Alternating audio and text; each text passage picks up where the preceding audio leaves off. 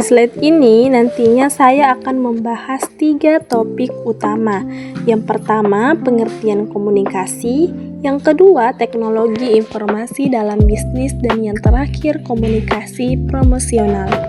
Nah, di slide kedua ini saya akan membahas mengenai pengertian komunikasi. Communicare, kata komunikasi berasal dari bahasa Latin communicare yang berarti berbagi atau membuat bersama. Artinya, komunikasi terjadi ketika dua orang atau lebih saling bertukar informasi hingga memiliki pemahaman yang sama. Di bagian pertama ada definisi umum. Komunikasi adalah proses penyampaian pesan dari pengirim kepada penerima melalui media tertentu.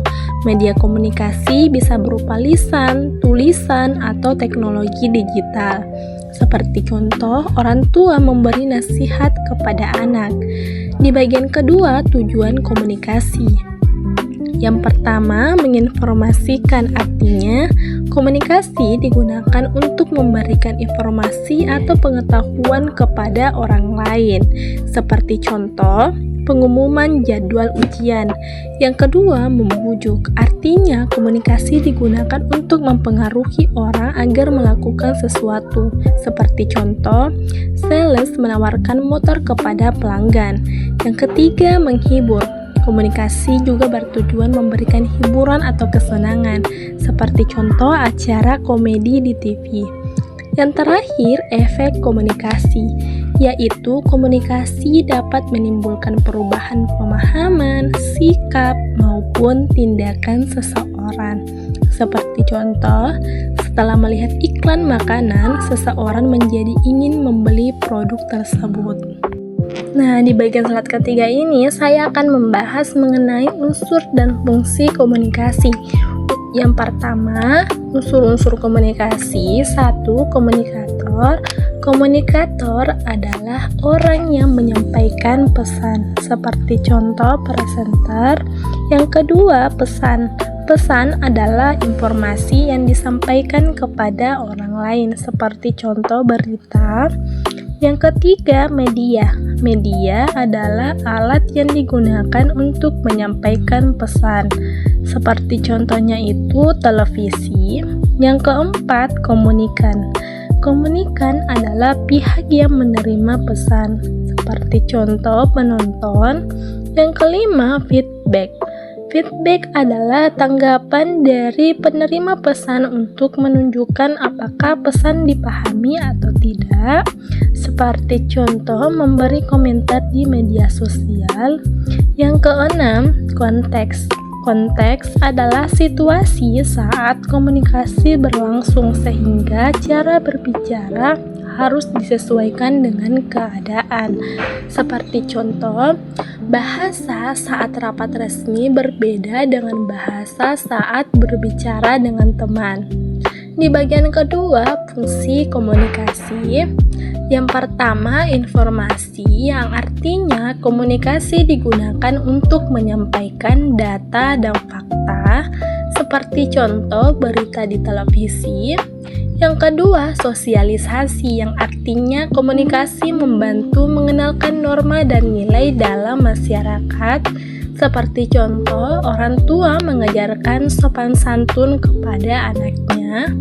Yang ketiga, motivasi, yang artinya komunikasi dapat memberikan semangat atau dorongan kepada orang lain.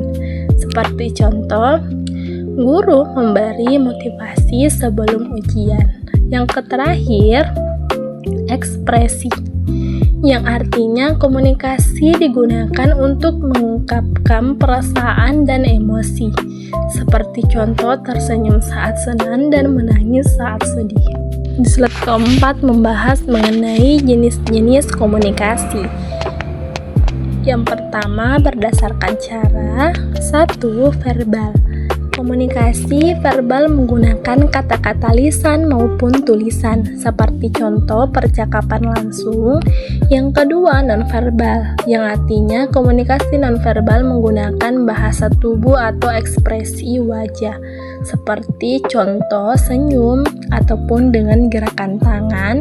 Yang ketiga, visual, yaitu komunikasi visual menggunakan gambar atau simbol seperti contoh poster ataupun dengan grafik. Sedangkan di bagian yang kedua berdasarkan jumlah orang, yang pertama intrapersonal artinya komunikasi dengan diri sendiri seperti contoh berbicara dalam hati ataupun dengan berpikir sebelum mengambil keputusan. Yang kedua interpersonal yang artinya komunikasi antara dua orang atau lebih secara langsung seperti contoh percakapan dengan teman. Yang ketiga massa yang artinya komunikasi kepada banyak orang sekaligus menggunakan media tertentu seperti contoh televisi ataupun dengan cara menggunakan media sosial. Nah, di slide kelima bagian kedua ini, teknologi informasi dalam bisnis. Di slide ini menjelaskan bahwa teknologi membantu bisnis menjadi lebih cepat, lebih efisien, dan lebih mudah berkolaborasi. Dengan teknologi, pekerjaan tidak harus dilakukan secara manual atau bertemu langsung. Di bagian kedua, di slide ke-6 yaitu platform komunikasi digital. Bagian pertama, angka 95% email bisnis. Email bisnis digunakan untuk komunikasi formal dan penyimpanan dokumen penting, yang artinya angka 95% menunjukkan bahwa hampir semua perusahaan menggunakan email sebagai alat komunikasi utama, seperti contoh mengirim surat kerja. Yang kedua, 78% video conference. Video conference digunakan untuk rapat online jarak jauh, yang artinya di angka 78% menunjukkan banyak perusahaan menggunakan meeting online dalam pekerjaan, seperti contohnya itu Zoom. Yang ketiga, 82% instant messaging, yang artinya di sini instant messaging digunakan untuk komunikasi cepat melalui chat, yang artinya di angka 82% menunjukkan aplikasi chat sangat sering digunakan dalam komunikasi kerja sehari-hari, seperti contoh Telegram ataupun juga dengan WhatsApp bisnis. Yang keempat, 60% internet atau portal. Intranet atau portal perusahaan digunakan untuk berbagai informasi internal perusahaan, yang artinya di angka 60% menunjukkan cukup banyak perusahaan sudah menggunakan sistem portal digital, seperti contoh portal absensi online. Di slide ke-7 ini yaitu transformasi digital di dunia kerja. Era 1990-an email mulai menggantikan surat dan fax sehingga komunikasi menjadi lebih cepat. Seperti contoh mengirim dokumen kerja lewat email. Di era 2000-an, web dan ERP, yaitu perusahaan mulai menggunakan website dan sistem ERP untuk mengatur data bisnis, seperti contoh sistem pengelolaan stok barang perusahaan. Di era 2010-an, mobile, yang artinya smartphone dan cloud membuat pekerjaan dapat dilakukan dari mana saja, seperti contoh mengedit dokumen kerja melalui HP. Di era 2020-an, AI dan hybrid, yaitu mulai muncul AI generatif, kerja hybrid, dan otomatisasi kerja. Seperti contoh, ChatGPT membantu membuat laporan.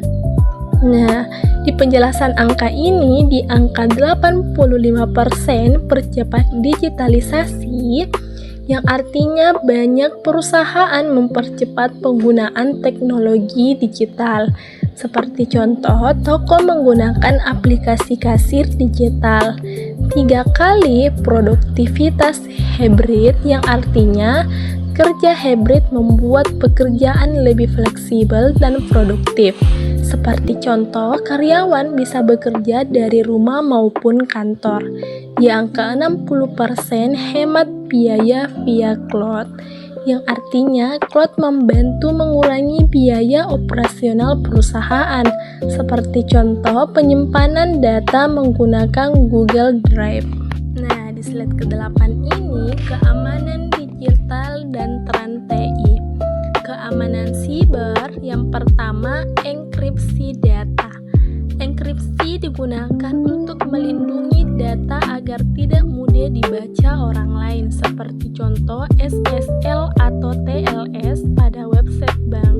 Yang kedua, autentikasi MFA, yang artinya MFA adalah sistem keamanan dua langkah saat login akun, yang seperti contoh kode OTP saat login. Yang ketiga, kebijakan akses, yang artinya setiap orang hanya diberi akses sesuai kebutuhan pekerjaannya.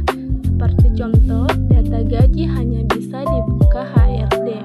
Keempat, etika digital, yang artinya etika digital berarti menggunakan teknologi secara bertanggung jawab. Seperti contohnya itu, tidak menyebarkan data pribadi orang lain.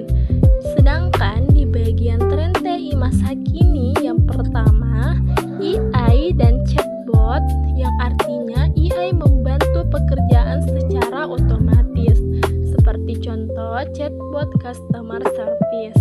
Yang kedua, cloud communication, yaitu yang artinya data dapat diakses kapan saja melalui internet, seperti contoh Google Drive. Yang ketiga, kolaborasi digital, yang artinya semua aktivitas kerja dapat dilakukan dalam satu platform, seperti contoh chat, meeting, dan berbagai file di Microsoft Teams. Di bagian ketiga, slide 9, komunikasi promosional.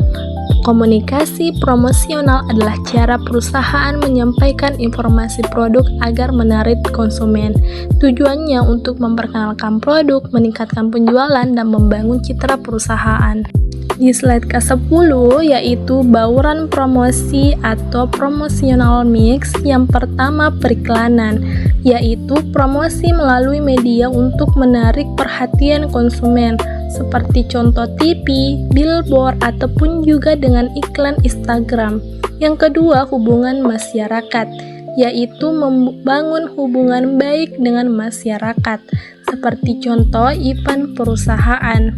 Yang ketiga, promosi penjualan, yaitu memberikan penawaran khusus agar konsumen tertarik membeli, seperti contoh diskon, cashback, ataupun juga dengan kupon belanja. Yang keempat, penjualan personal, yaitu penjualan langsung kepada konsumen oleh sales, seperti contoh sales menawarkan produk elektronik. Yang kelima, pemasaran langsung, yaitu promosi langsung kepada pelanggan, seperti contoh email marketing ataupun juga dengan SMS promosi. Di slide ke-11, model AIDA, yaitu model AIDA adalah strategi pemasaran untuk menarik konsumen sampai melakukan pembelian. Yang pertama, attention, yaitu menarik perhatian konsumen dengan tampilan menarik, seperti contoh judul iklan yang mencolok. Yang kedua, interest, yaitu membuat konsumen tertarik dengan produk, contohnya menjelaskan manfaat produk. Yang desire, yaitu membuat konsumen ingin memiliki produk tersebut, seperti contohnya menunjukkan kualitas dan keunggulan produk. Yang terakhir, action, yaitu mengajak konsumen melakukan tindakan, seperti contoh beli sekarang atau juga dengan daftar hari ini. Nah, di bagian slide ke-12, yaitu saluran promosi dan tren digital. Bagian pertama, promosi tradisional. 1. TV dan radio, yaitu digunakan untuk menampilkan iklan kepada masyarakat luas, seperti contoh iklan makanan di televisi. Yang kedua, surat kabar, yaitu promosi dilakukan melalui tulisan dan gambar di koran, seperti contoh promo supermarket di koran. Yang ketiga, billboard, yaitu papan iklan besar yang dipasang di tempat ramai agar mudah dilihat banyak orang, seperti contoh billboard iklan smartphone di jalan raya. Yang terakhir, brosur digunakan untuk memberikan informasi produk secara langsung kepada konsumen, seperti contoh brosur promo restoran. Sedangkan di bagian promosi digital, pertama, media sosial yaitu promosi melalui Instagram, TikTok, Facebook, dan platform lainnya, seperti contoh toko online promosi produk di TikTok. Yang kedua, email marketing, yaitu promosi melalui email kepada pelanggan, seperti contoh email diskon dari marketplace. Yang ketiga, SEO dan Google Ads, yaitu membantu produk mudah ditemukan di Google, seperti contoh iklan toko online muncul saat mencari produk di Google. Yang terakhir, influencer, yaitu promosi menggunakan konten kreator atau influencer, seperti contoh beauty influencer mempromosikan skincare. Nah, di bagian tren promosi digital, bagian pertama personalisasi, yaitu promosi disesuaikan dengan minat pelanggan, seperti contoh Shopee menampilkan rekomendasi produk sesuai pencarian pengguna. Yang kedua, omnichannel, yaitu semua saluran promosi saling terhubung, seperti contoh belanja online lalu mengambil barang di toko offline. Yang terakhir, AI dan otomasi, yaitu AI membantu promosi menjadi lebih cepat dan otomatis, seperti contoh chatbot otomatis membalas pelanggan 24 jam.